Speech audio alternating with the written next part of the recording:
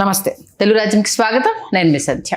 ప్రస్తుతం ప్రపంచవ్యాప్తంగా ఏదైనా పెద్ద ఎత్తున చర్చ జరుగుతుంది అనేసి అంటే టీటీడీ గురించనే చెప్పాలి. ఎందుకు ప్రపంచవ్యాప్తంగా అన్నాను అంటే తిరుమల విశిష్టత కావచ్చు, తిరుమల లడ్డు ప్రాశస్యం కావచ్చు, తెలుగువారు ఎక్కడున్నా తెలుగువారు కానివారు విదేశీయులైనా సరే మన తిరుమల దేవదేవుడికి ఎంత సాగిల పడిపోతారో మనందరికీ తెలిసిందే. అందుకోసమనే ప్రపంచవ్యాప్తంగా అని చెప్పడం జరిగింది. తిరుమల లడ్డూ కల్తీ విషయం కావచ్చు, అక్కడ జరుగుతున్న కొన్ని అంశాల గురించి కావచ్చు, కొన్ని నెలలుగా కొన్ని సంవత్సరాలుగా ఈ వాదన అనేది కొనసాగుతుంది. ఈ నేపథ్యంలో టీటీడీ చైర్మన్ విషయానికి సంబంధించి పెద్ద ఎత్తున దుమారం కొనసాగుతోంది. ఆయన చేస్తున్న పనులు, ఫేక్ వీడియోలు, అలాగే ఆయన గురించి బట్టబయలు చేశాము అంటూ వైసీపీ భూమన కరుణాకర్ రెడ్డి కావచ్చు, ఆ పార్టీ అంటే మిగతా సభ్యులు కావచ్చు చేస్తున్న చర్చ నేపథ్యంలో టీటీడీ చైర్మన్గా అతన్ని తొలగించాలని అంటే మీరెవరు నన్ను తొలగించడానికి అంటూ బిఆర్ నాయుడు గారు చేసిన వ్యాఖ్యలు. ఈ నేపథ్యంలో చంద్రబాబు నాయుడు గారు చెప్తే తప్పితే ఎవరు చెప్పినా నాకు చెవికెక్కదు, మీ బాగోతాలు బయట పెడతాను రాబోయే రోజుల్లో అంటూ ఆయన చేసినవి.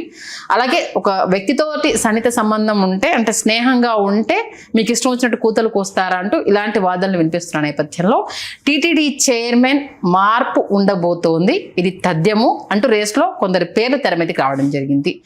మరి అది నమ్మి మార్పు చేయబోతున్నారా లేకపోతే ఒట్టి ఊహాగానాల తెలుసుకునే ప్రయత్నం చేద్దాం. చరిత్రకారులు, రాజకీయ విశ్లేషకులు జిల్లాగట్ట శ్రీకాంత్ గారు మనతో ఉన్నారు. ఆయన మాటల్లోనే.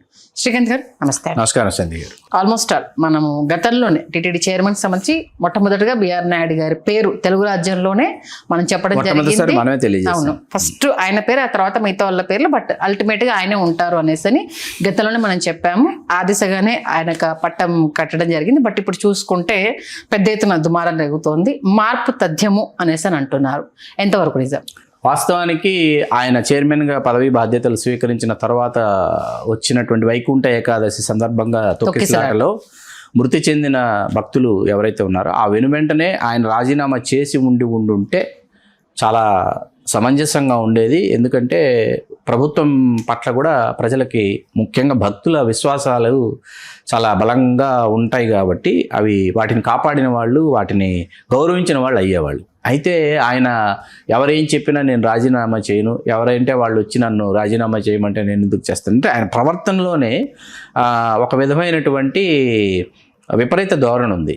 ఆయన ప్రవర్తన ఆ ధోరణి ఎలా ఉంది అంటే అసలు టీటీడీ చైర్మన్ ప్రవర్తన చాలా భక్తిభావంతో, అసలు టీటీడీ చైర్మన్ చూడగానే మనకి, ఎందుకంటే ఆ స్వామివారి ప్రతినిధులు వీళ్ళు అనేటటువంటి, ఇప్పుడు ఈవో చైర్మన్ ఈవో ఇద్దరు ఎలా ఉంటారంటే అక్కడెక్కడ వెంకటేశ్వర స్వామి ఎక్కడైతే ఆయన గర్భగుడిలో ఉంటారో ఆ వెలుపల మనకు జై విజయులు ఉంటారు, ద్వారపాలకులు. ఆ జై విజయుల్ని చూసుకుని వాళ్ళకి నమస్కారం పెట్టుకొని మనం లోపలికి వెళతాం. అట్లాంటిది ఒక టీటీడీ చైర్మన్, టీటీడీ ఈఓ అంటే ఎగ్జిక్యూటివ్ ఆఫీసర్, వాళ్ళు జై విజయులు లాంటి వాళ్ళు ఆ తిరుమల తిరుపతి దేవస్థానంలో పాలక మండలికి. అట్లాంటిది వాళ్ళ ప్రవర్తనే అంత విపరీత ధోరణిలో ఉంటే భక్తుల విశ్వాసాలు చాలా దెబ్బతింటాయి. ఇది మొదటి విషయం.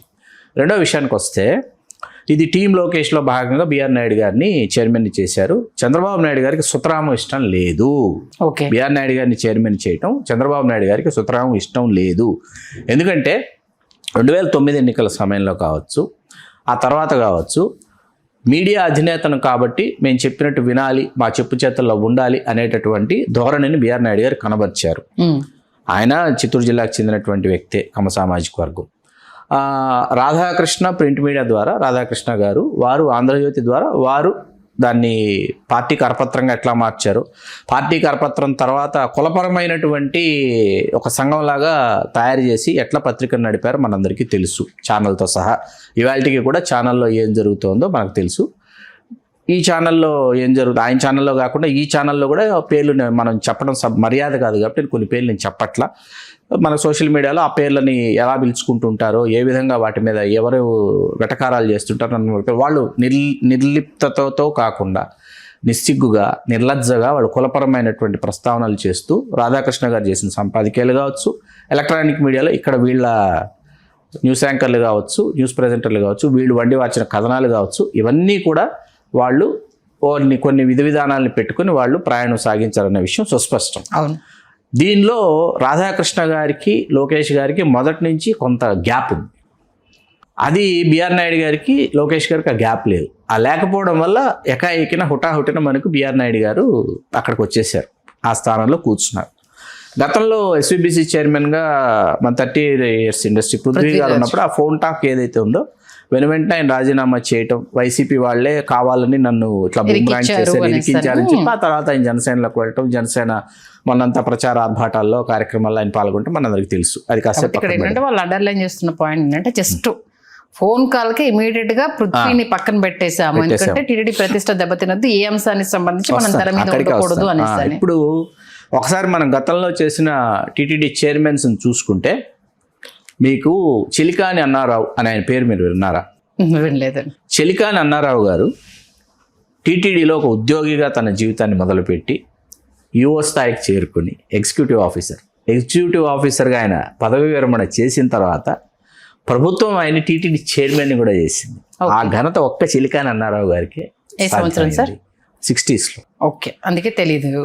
చిలికాని అన్నారావు గారు ఆ తర్వాత ఆయన విశ్రాంత జీవితం, ఆయన టీటీడీ చైర్మన్గా ఆయన పదవి కాలం పూర్తయిన తర్వాత ఆయన అప్పటికే చాలా పెద్దవారు అయిపోయి విశ్రాంత జీవితం బెంగళూరులో గడిపారు. సంజయ్ గారు మీరు నమ్మరు, ఆయన జీవించున్నంత కాలం ఒక గరుడు పక్షి వచ్చి ఆయన ఇంటి మీద కూర్చుని ఉండేది.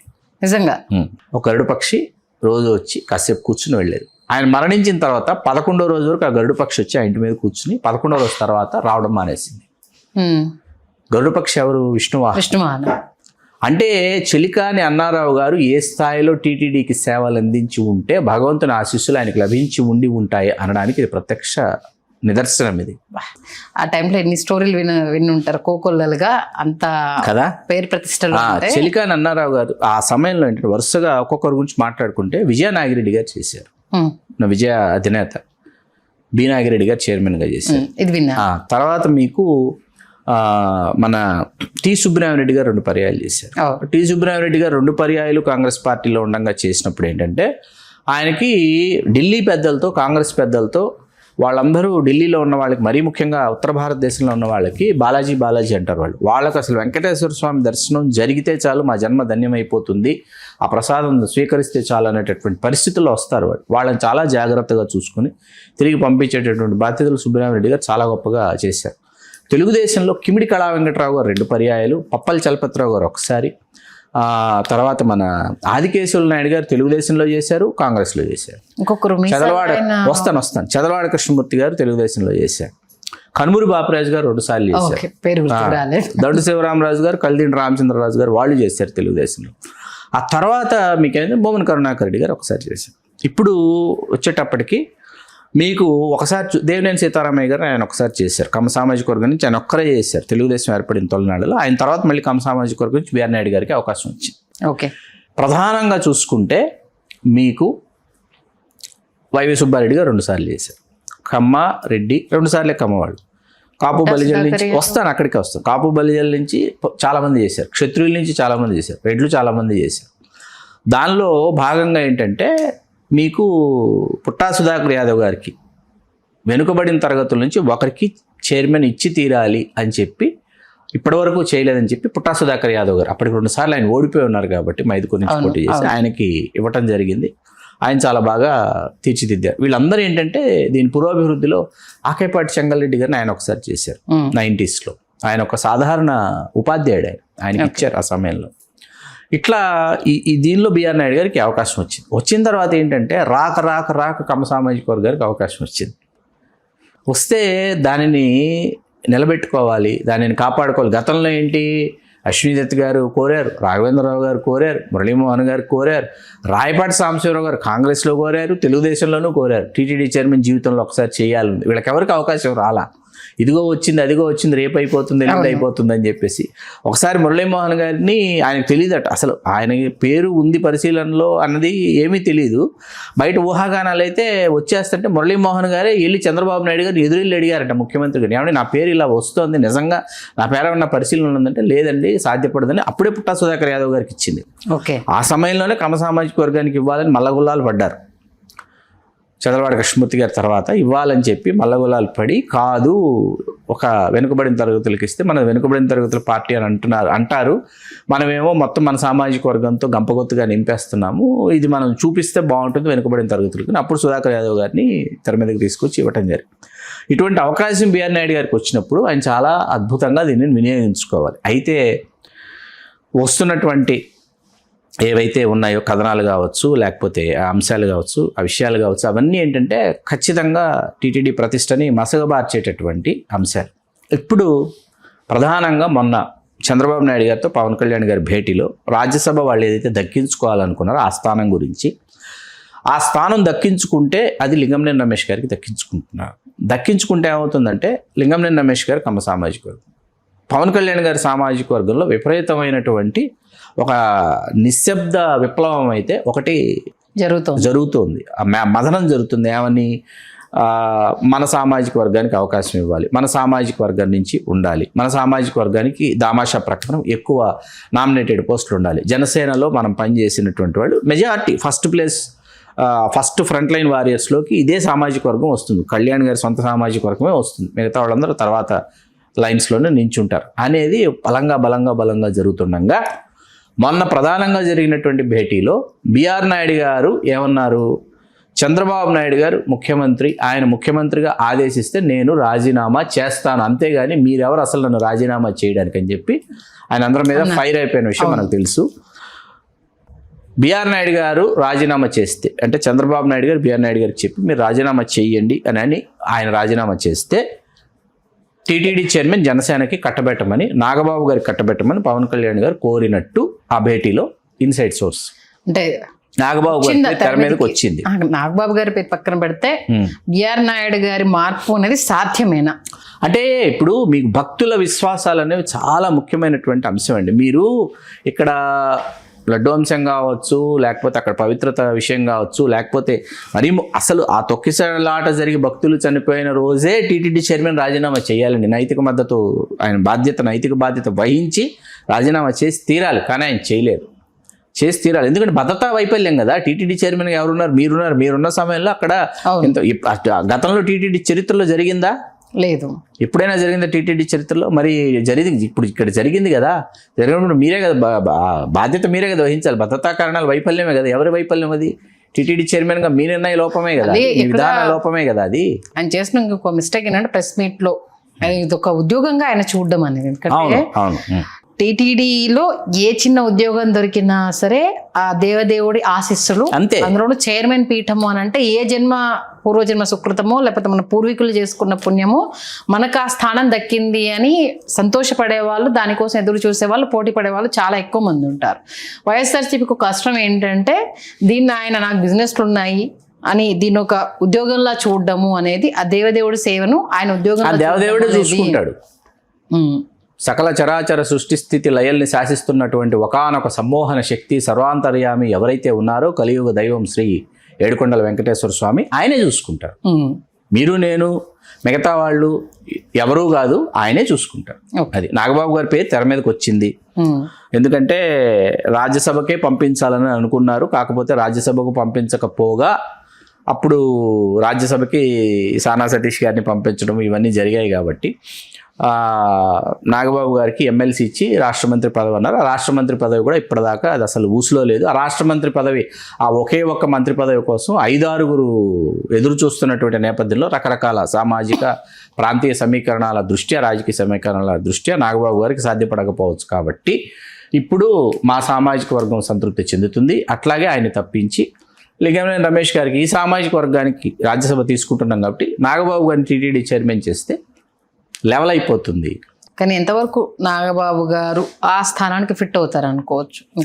అది మరి ఒక వయసుకు వచ్చారు, ఒక స్థాయికి వచ్చారు. వయసుకు అనే దానికన్నా నాగబాబు గారి మీద ఎప్పటి నుంచో ఒకటి ఏంటంటే కొన్ని విషయాల్లో ఆయన అదుపులో ఉండరు. ఆయనకు ఆ నిమిషానికి ఏమనిపిస్తుంది ఆయన ధర్మాగ్రహం అండి. ఆయనది ఏంటంటే ఆయన తాటాకమంట లాంటి కోపం. అది అప్పటికప్పుడు వస్తుంది, అప్పటికప్పుడు చల్లారిపోతుంది.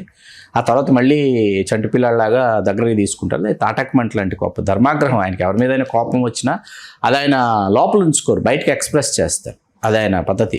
కాబట్టి మీరు అన్నట్టుగా నిజంగా ఆయన పేరు తెర మీదకి వచ్చి కన్ఫర్మ్ చేస్తే మాత్రం కాపుల్లో ఉన్న అనిర్లిప్తతకి ఏదైతే అసంతృప్తి జ్వాలలు ఉన్నాయో అవి సమాధానం ఖచ్చితంగా జనసేనలో ఉన్నటువంటి సామాజిక వర్గం ఏదైతే ఉందో, చాలా మంది పైగా tweet ఇప్పుడు ఇక్కడ చేస్తున్నారు ఏంటంటే అంబటి రాంబాబు గారి ఈ టోటల్ ఉదంతం ఏదైతే ఉందో, వైకాపా దీన్ని ఒక అస్త్రంగా దీనిని మలుచుకుని వినియోగించుకున్న విధానం ఏంటంటే ఆ పార్టీని పూర్తిగా ఏంటంటే యాక్టివ్ చేసింది, ఉత్తేజపరిచేసింది.